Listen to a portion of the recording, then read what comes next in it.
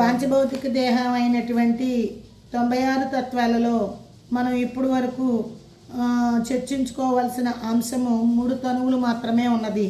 ఈ 3 తనువులతో మనకి పాంచభౌతిక దేహం యొక్క వివరణ మనందరికీ అర్థమైందని భావిస్తున్నాను. 3 తనువులు అనగా మనకి ఉన్నటువంటి పంచ అవస్థలు. అదే దానిని బాబాజీ మనకి పేజీ నెంబర్ కూడా మీకు చెప్పి ఉన్నాను.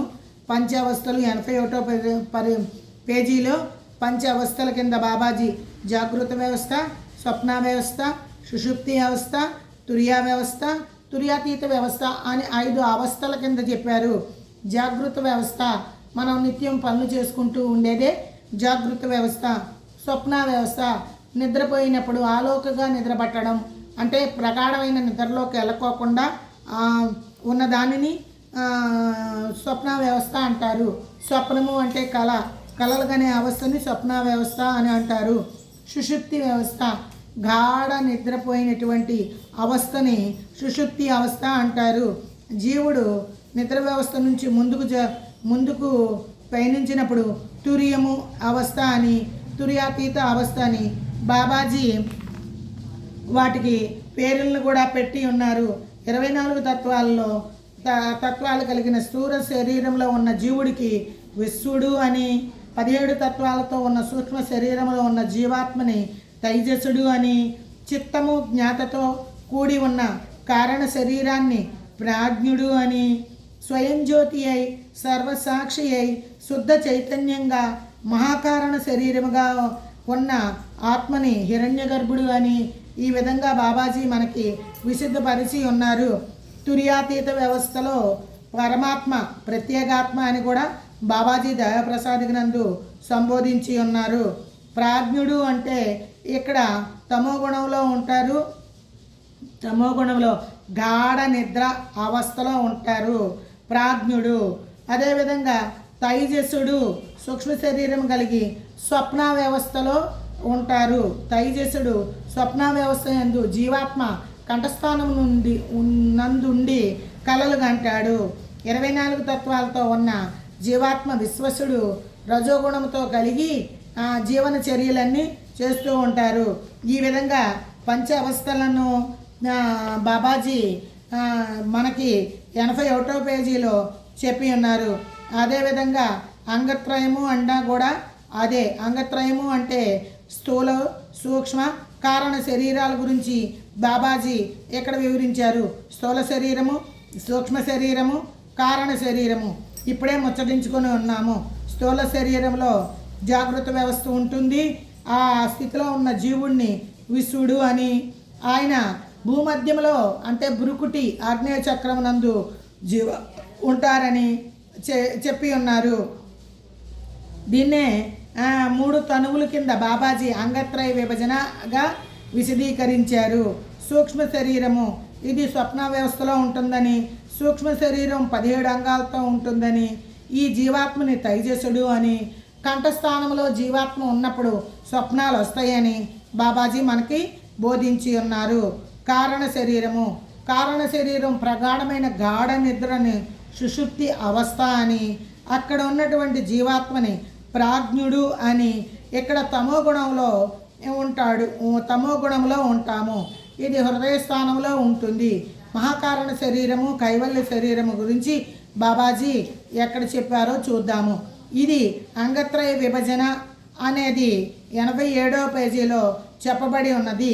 దీనితో ఈరోజు పాంచభౌతికమైన దేహము 96 తత్వాల గురించి మనందరికీ అర్థమైందని భావిస్తున్నాను. ఇక బాబాజీ చిన్నగా మనకు అర్థం చేసుకోవలసిన విషయాలని చెప్పారు. ఏవైతే ఆధ్యాత్మికంగా ఎదగడానికి ఆటంకాలు కలుగుతాయో వాటిని బాబాజీ అష్టమదాల కింద 90వ పేజీలో చెప్పారు. ధనమదము అనగా ధనము చేత నేను మహాధనవంతుణ్ణి అని అహంకారము మొండితనముగా ఉండడాన్నే ధన మదమని అష్టమదాలలో చెప్పి ఉన్నారు. విద్యామదము అంటే నేను మహాపండితుణ్ణి, నేను బాగా చదువుకున్నవాడిని అనే అహంకారంతో ఉండడాన్నే విద్యామదమని.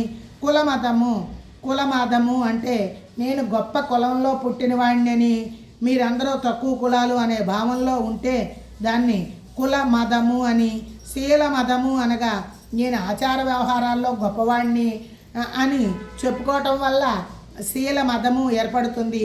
రూప మదము నేను బాగా అందగాడిని, నేను బాగా అందగత్తిని అని చెప్పుకోవటం వల్ల రూపమదం వస్తుందని బాబాజీ మనకు వివరిస్తున్నారు. యవ్వన మదము నేను మంచి వయసుగా యువకుల్లాగా ఎంత వయసు వచ్చినా యువకుల్లాగా ఉన్నానను అనే భావంలో ఉండడం వల్ల యవ్వన మదం వస్తుందని, రాజ్య మదము నాకు స్వర్గాధిపత్యము కలుగుతుందని, నేను మహాభక్తుడని, నేను మంచి పనులు చేశానని నాకు స్వర్గము ప్రాప్తిస్తుందని అని భావించటం వలన రాజ్య మతం ఏర్పడుతుందని. తమో మతము నేను స్థాన సంధ్యాదులన్నీ నిష్ఠాగరిష్ఠిగా ప్రాతకాల వేళల్లోనూ ప్రతూష వేళల్లోనూ దైవార్చన బాగా చేస్తున్నానని ఆ విధంగా చెప్పుకొని మనసుకి చెప్పుకుని ఉన్నవారికి తమో గుణము వస్తుందని, తమో గుణంలో ఉంటారని బాబాజీ ఈ అష్టమదాలను ధనమదము, విద్యామదము, కులమదము, శీలమదము, రూపమదము, యవ్వన మదము, రాజ్యమదము, తమో మదము ఇలాగ అష్టమదాలలో ఈ అష్టమదాలన్నీ కూడా ఆధ్యాత్మికంగా మన ప్రయాణానికి ఆటంకాలే అని గుర్తించమని బాబాజీ మనకి చెప్పకనే చెప్పారు. అదేవిధంగా షడ్డూర్ములు 90వ పేజీలోనే షడ్డూర్ములు అని బాబాజీ వాటిని వివరించారు. ఆ షడ్డూర్ముల్లో ప్రాణధర్మము, మనోధర్మము, ప్రాణధర్మము, దేహధర్మము, మనోధర్మము అనేవి 3 ధర్మాలు ఉన్నాయి. ఈ 3 ధర్మాలనే షడ్డూర్ములు అని బాబాజీ చెప్పి ఉన్నారు. ప్రాణధర్మము ఆకలి దప్పులే ప్రాణధర్మములు. ఆకలి వేసినప్పుడే అన్నం తినాలి. ఆకలి దప్పిక అంటే దాహం వేసినప్పుడు ద్రవ పదార్థాలైనటువంటి నీరుని తాగాలి. ఈ 2 ప్రాణధర్మములు. మన శరీరంలో ప్రాణం నిలబడాలటం కోసం ఆహారం తీసుకోవాలి, కానీ అన్నపానాదుల కోసమే జీవించకూడదు అనేది ఇక్కడ ఉద్దేశము. ఆకలి దప్పులు అనేవి ప్రాణధర్మము. మన దేహమునందు ప్రాణాన్ని నిలబెట్టడానికి ఏది అవసరమో ఆ విధంగా అంత మాత్రమనే తీసుకొని వాళ్ళను. అంటే అన్నపానాదుల మీద మోహం కూడా భ్రాంతి కూడా పోగొట్టుకొని నాలుక రుచికి బద్దులు కాకోకుండా మనకు భగవంతుడి చేత ప్రాప్తింపబడిన ఆ దయాప్రసాదాన్ని తీసుకొని ప్రాణధర్మంగా మన ప్రాణాన్ని నిలబెట్టుకోవాలి. సుఖ దుఃఖములు, శోకమోహాలు అనగా సుఖ దుఃఖములు, సుఖము దుఃఖము మనోధర్మములు అని చెప్పి ఉన్నారు. సుఖం వస్తే సంతోషంతో పొంగిపోకూడదు, దుఃఖం వచ్చిందని కష్టం వచ్చిందని కుంగిపోకూడదు. ఇవి 2 మనసు యొక్క ధర్మములు. అందువల్ల సుఖ దుఃఖాలని సమస్థితిలో ఉంచి సాక్షిగా అన్నిటినీ అనుభవిస్తూ మన కర్మల్ని మనకి అది మంచిదామని చెడ్డదామని మనం వాటిని స్వీకరించి ఆనందంతో అనుభవించినట్లయితే ఈ మనోధర్మం మనకి అదుపులోకి ఉంటుంది. జనన మరణములు దేహధర్మము. ఈ శరీరము పాంచభౌతికమైనటువంటి ఈ శరీరము 96 తత్వాలతో నిర్మింపబడిన ఈ దేహము జనన మరణము పుట్టుచున్నది, తల్లి గర్భం నుంచి పుట్టుచున్నది, మరల భూమి మీద 4 దశలను అనుభవిస్తూ వృద్ధాప్యం వచ్చినాక లేదా రోగగ్రస్తమై మరణిస్తుంది. ఇది జనన మరణములు ఈ దేహముకే. దేహం మీద భ్రాంతిని కూడా బాబాజీ విడిచిపెట్టవలనని మనకి ప్రబోధం చేసి ఉన్నారు.